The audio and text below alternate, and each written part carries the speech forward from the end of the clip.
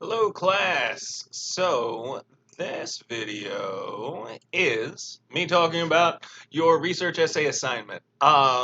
This is something we would have talked about this last week had we had the chance to do so. Obviously we didn't.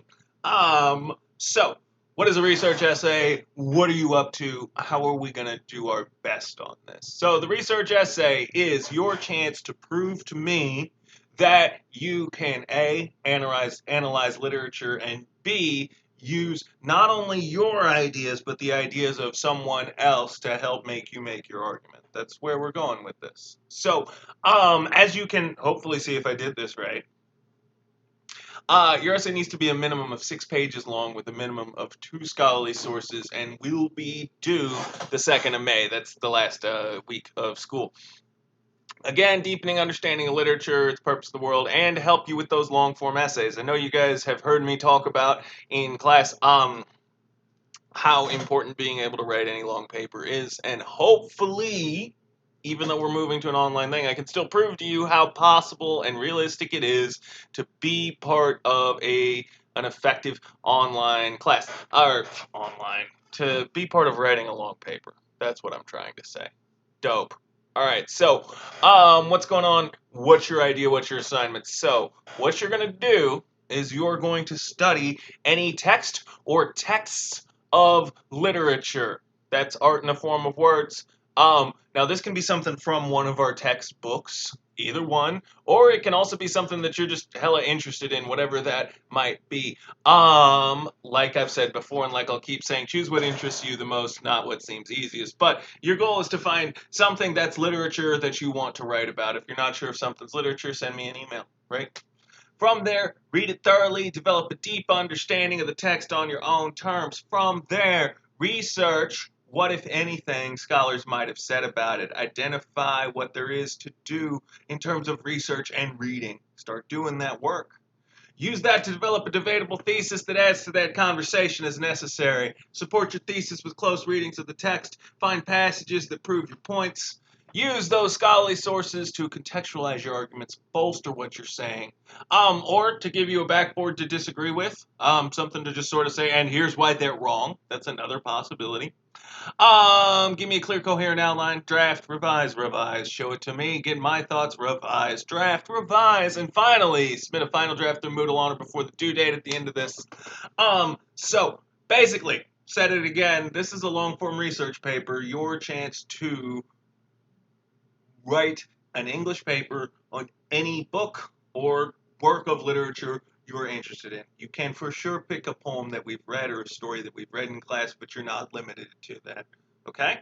So, what kind of a paper am I supposed to write, you ask? Well, I'm pretty open-minded, and truthfully, if I can just say, write me a 6-page English research paper on the work of literature of your choice, and you're like, cool, got it, good, go for it, show me that, I trust you.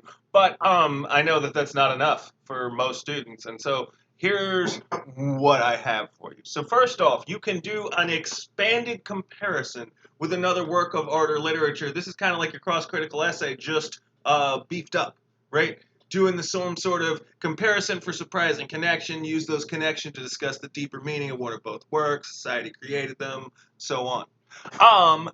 Also, kind of on a related level, this is another way to work with a text that has no research on its own. So, like, let's say that you wanted to write about a newer text about which not much is written. You can kind of take these two ideas together and make what I'll call a co-interpretation, which just means you're going to say, okay, well, I have this brand new poem by, I don't know, Dan S. Smith, which talks about these ideas.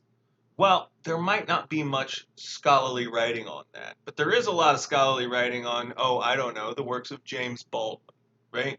And you could say, well, if these two writers are similar in some ways, and I believe that they are, then probably there's some similarity in the way that critics have written about their literature. And you can see if you can compare the research and what one text has to say to kind of what you are going to find on a different text.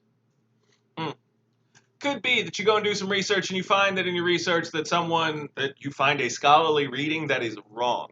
If you do, you can write a paper all about that. If not, well, just leave it alone for now. Historic contextualization. So let's say that the work or works you are dealing with are set in a particular part of history or do something really important or like in that moment.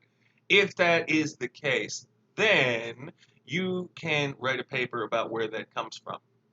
Additionally, you can do an interpretation of how the biography of your writer affected the work that they're doing. But kind of a caveat on that one is that for that to work, there have to be biographies of your writer. So this doesn't work with most contemporary writers. But if let's say that you were like, I really always just loved Laura Ingalls Wilder. Well, dope.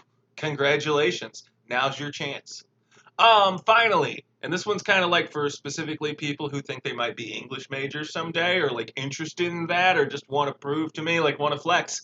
Here's the flex. You can also discuss how an established literary theory, Marxist theory, feminist theory, deconstructionist theory, post-colonial theory, etc. applies to works of literature, how using that theoretical framework changes the way the work is interpreted and its meaning.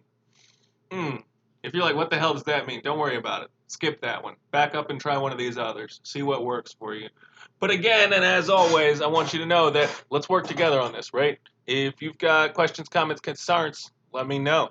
I will work with you to make this happen. So this is 200 points total. That's 20% of your grade. Just like with your cross-critical essay, we're going to do 25% of the points, or 20% of the points last time. Point being, some percentage of the points, 50 specifically, out of 200 has come from the process, and 150 are on the paper. Here are the categories that will dominate, not exclusively include, but dominate the points that you were assigned for this assignment when I make that rubric.